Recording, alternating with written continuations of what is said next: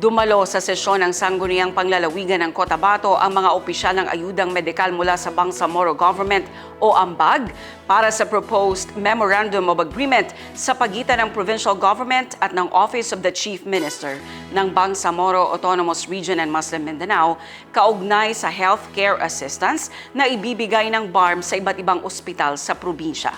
Ang PPP story mula kay Naphtali Bendol.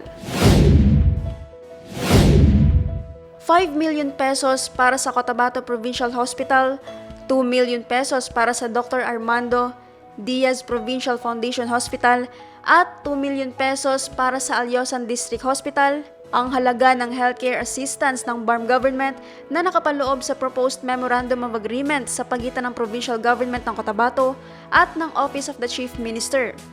Araw ng Martes, April 29, nang dumalo ang mga opisyal ng AMBAG sa sesyon ng SP ng Cotabato.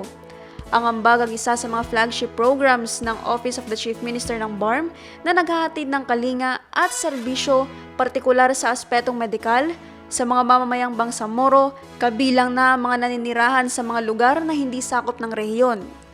Naphtali Bendol, iMinds, Philippines.